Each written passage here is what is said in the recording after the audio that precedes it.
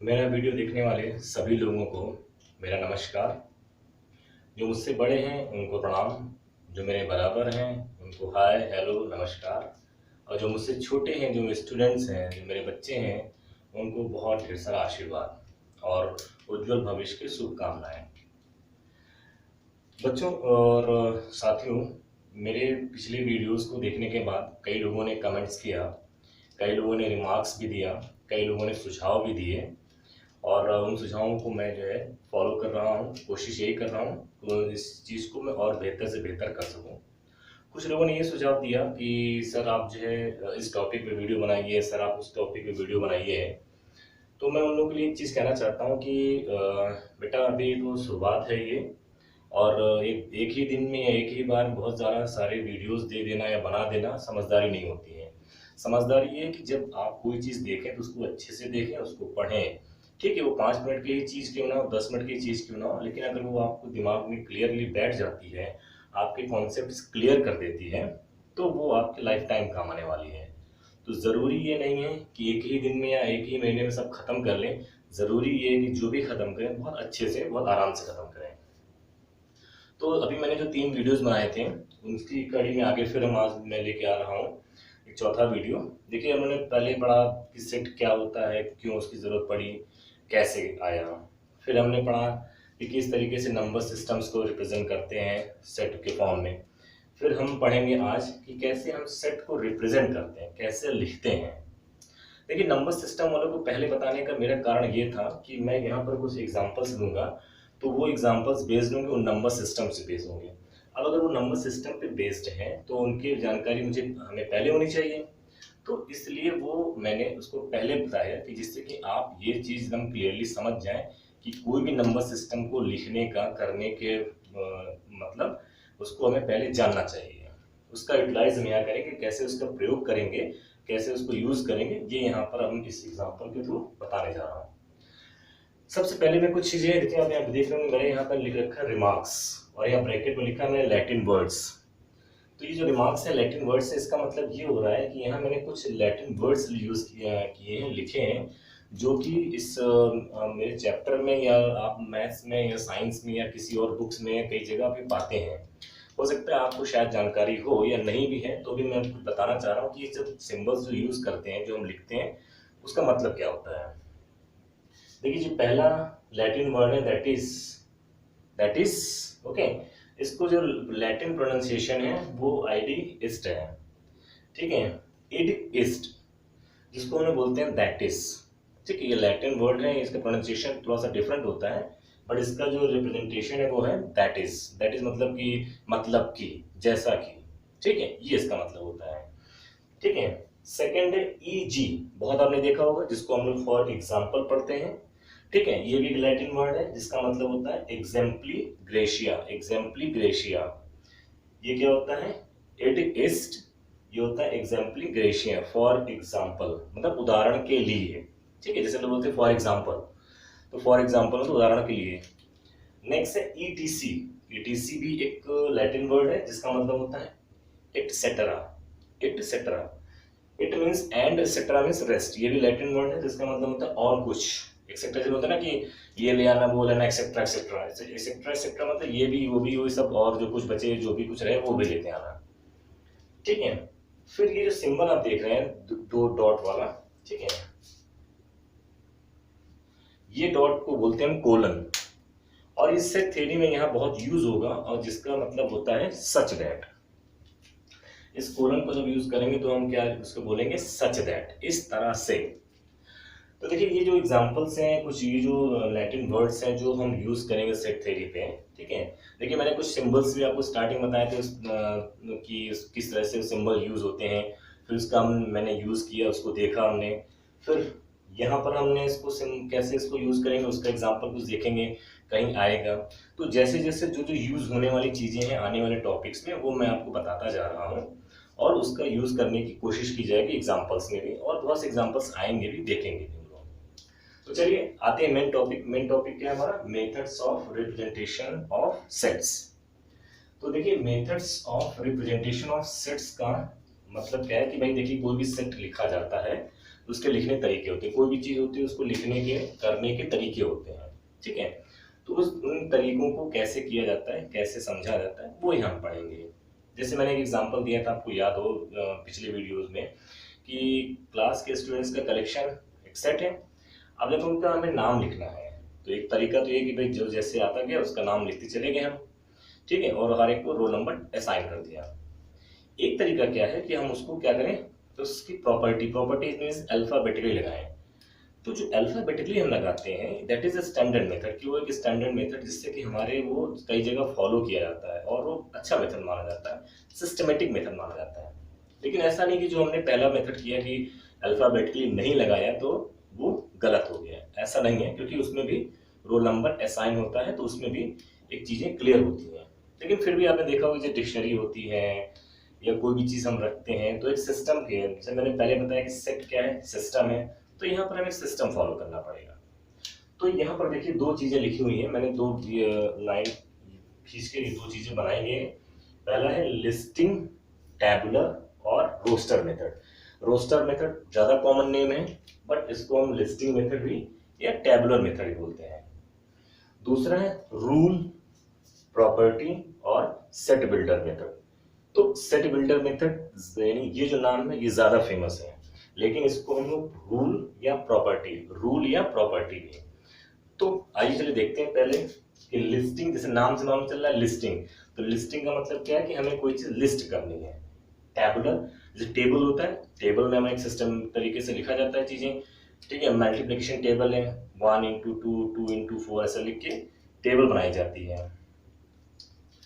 तो ये जो लिस्टिंग है टेबुलर मेथड, उसमें क्या है कि हमें बस चीजों को ले लेना है, रख लेना है, ठीक है, उसको बस शो करना है, रिप्रेजेंट करना है। फॉर एग्जाम्पल मैं लेता हूं, जैसे मान लो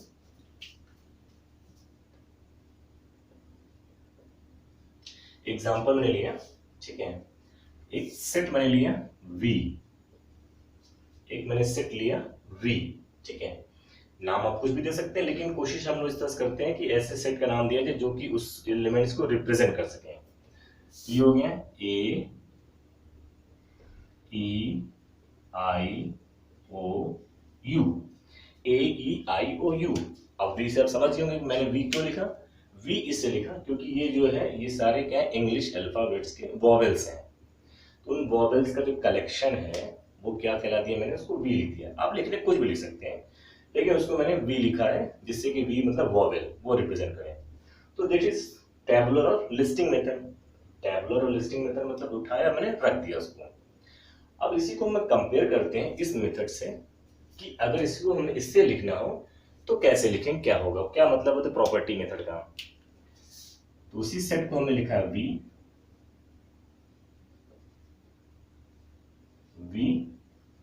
ठीक। अब देखिए प्रॉपर्टी मेथड थोड़ा सा टिपिकल होता है, बट ये स्टैंडर्ड मेथड है।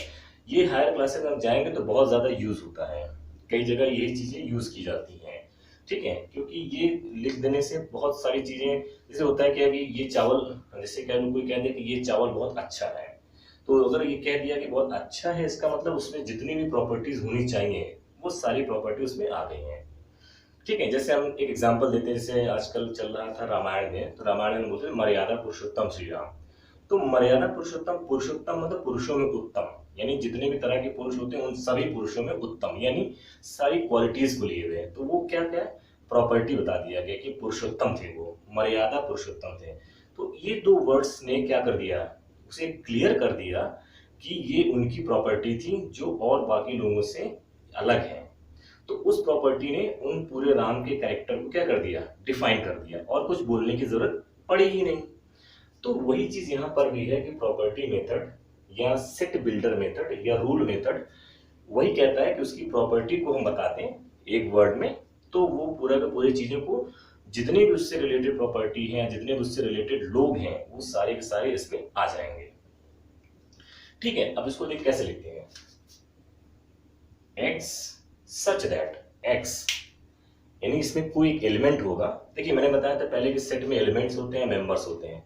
अगर जो नोन होते हैं तो उसको हम लिख देते हैं, जैसे यहाँ पे देखिए ये क्लियर था तो हमने इसको AEIOU लिख दिया, काम खत्म। लेकिन जब हम प्रॉपर्टी मेथड लिख के आते हैं तो प्रॉपर्टी मेथड में हमें एक रिप्रेजेंटेशन के लिए एक मेंबर लेना पड़ता है, एक वेरिएबल लेना पड़ता है। तो हम उस वेरिएबल को x ले लेते हैं, आप y भी ले सकते हैं, z ले सकते हैं, कुछ भी ले सकते हैं। तो इसका मतलब क्या करें, इस वॉवेल में यानी इस सेट में x आएंगे। किस तरह के x? x सच दैट, मतलब ऐसे x, ठीक है, इस तरह से, इस तरह के या इस तरह से वो x आएंगे, x such that x is a vowel of English alphabet। देख लीजिए, x such that x is a vowel of English alphabet। ठीक, तो अब देखिए यहां पर हमें 5 चीज लिखनी पड़ी और यहां पर मैंने एक चीज लिख दिया, ठीक है, x is a vowel of English alphabet, तो सारी चीज कवर हो गई। अब आप सोचेंगे कि अरे यार इनको लिखने में तो बड़ी समस्या है, इसको सोचना पड़ेगा। तो ऐसा कुछ नहीं है, उसकी प्रॉपर्टी को देख के हम उसको बना सकते हैं। ठीक है, अभी मैं कुछ और एग्जांपल दे रहा हूँ। अब जरा देखिए, कंपेयर कीजिए। जैसे यहाँ तो 5 एलिमेंट्स थे तो इसको हमने दिखा दिया, लेकिन अगर हमारे पास ऐसे हैं जिसको कि हमें दिखाने में प्रॉब्लम है या उसको जो रिप्रेजेंट करने में प्रॉब्लम है, तो क्या किया जाए? एक एग्जाम्पल और ले लेते हैं हम।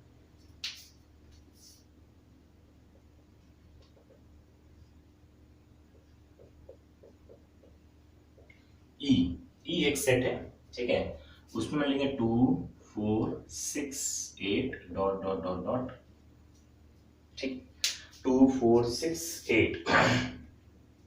तो आपको क्या नजर आ रहा है? ई मतलब मैंने लिखा है, तो ई से मतलब यहाँ पर नंबर आप देखेंगे दैट इज इवन नंबर, ठीक है, पॉजिटिव इवन नंबर।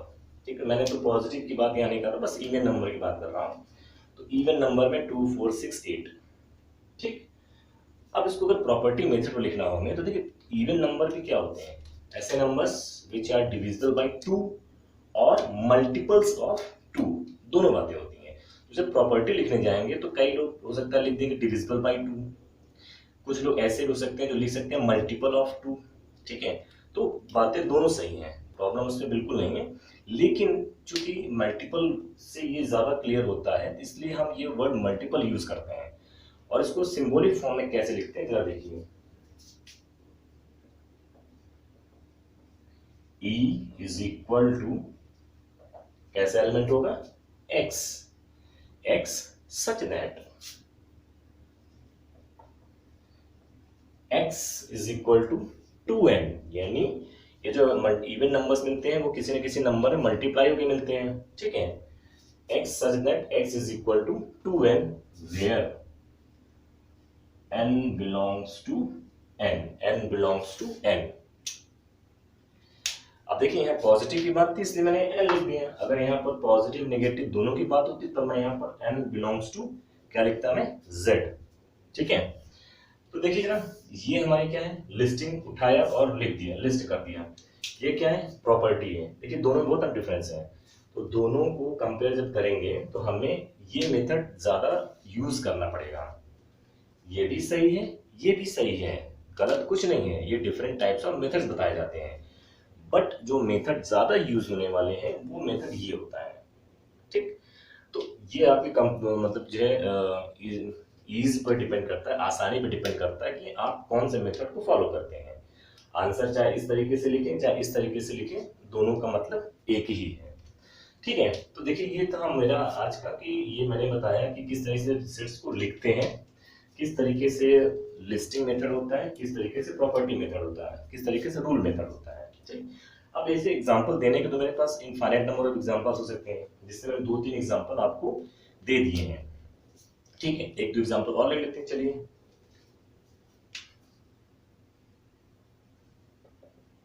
एग्जांपल, मैंने एक सेट ले लिया ए, कोई भी सेट ए ले लिया, इसमें मैं लिख दिया 1 2 3 5 7, ठीक, 1 2 3 5 7, ठीक। अब अगर इसको देखिए, ठीक है, या इसको मैं काम 1 हटा देता हूँ यहाँ पे, 2 3 5 7। तो अब आप इसको जरा सोचिए कि ये क्या दिखा रहा है? 2 3 5 7, ये क्या है? दीज आर प्राइम नंबर्स, ठीक है। तो इसको कैसे प्रॉपर्टी मेथड में लिखेंगे हम यहाँ पर? सेट ए, ठीक, set A x such that x is a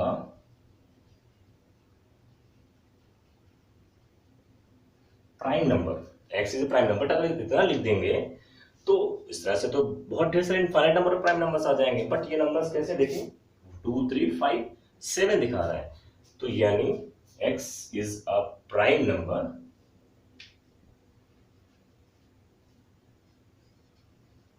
less than और इक्वल टू 7। यानी देखो क्या है, x such that x is a prime number less than और इक्वल टू 7। यानी इसमें किस टाइप के x हैं, वो x हैं जो प्राइम नंबर है, लेकिन प्राइम नंबर तो बहुत ढेर सारे हैं, तो कौन से प्राइम नंबर की बात करते हैं, x is a prime number, ठीक है, लेस देन और इक्वल टू, यानी जो 7 या 7 से छोटे, यानी 7 और 7 से छोटे जो जितने प्राइम नंबर्स हैं वो सारे इसमें आ जा रहे हैं। तो 2 भी आ गया, 3 भी आ गया, 5 भी आ गया, 7 भी आ गया। तो देखिए ये जो एग्जांपल्स हैं ये बहुत सिंपल एग्जांपल्स हैं। अभी हम आगे और क्वेश्चन जब करेंगे तो उसमें हम इस सब चीज़ों को यूज करेंगे कि किस तरीके से प्रॉपर्टी मेथड लिखें या किस तरीके से लिस्टिंग मेथड मिले, तो उसमें और भी चीज़ें क्लियर होंगी, क्योंकि एग्जाम्पल देने के लिए यहाँ तो बहुत ढेर सारे एग्जाम्पल्स हैं, बट अब हम इन मेथड्स को आगे आने वाले क्वेश्चंस में यूज करने की कोशिश करेंगे। जब आप नया चैप्टर रिलेशंस पढ़ेंगे या सेट फंक्शंस पढ़ेंगे, उन फंक्शंस में भी हम डोमेन या रेंज निकालने के लिए इस मेथड को या इस मेथड को यूज करेंगे, तो वहां पर भी यूज होगा। तो ये मेरा आज का टॉपिक था, रिप्रेजेंटेशन ऑफ सेट। उम्मीद करता हूं आपको आसानी समझ में आया होगा, ठीक है। और जैसा कि मैंने बताया कि ये बहुत इंपॉर्टेंट होते हैं, अक्सर देखते हैं बट हमें ध्यान नहीं देते हैं या इसके बारे में ज़्यादा जानते नहीं है, तो इस चीज़ को ज़रा आप ध्यान रखिएगा। ये आपके सामने एग्जाम्पल लिखा हुआ है और कोशिश कीजिए कि इस बेस पे कुछ क्वेश्चंस को लगाइए, पढ़िए, जो भी आप क्वेरीज हैं, जो भी चीज़ें हैं, आप उसको कमेंट बॉक्स में कमेंट करिए, उस पर बिल्कुल जो है उत्तर दिया जाएगा, बिल्कुल ध्यान दिया जाएगा। धन्यवाद, नमस्कार।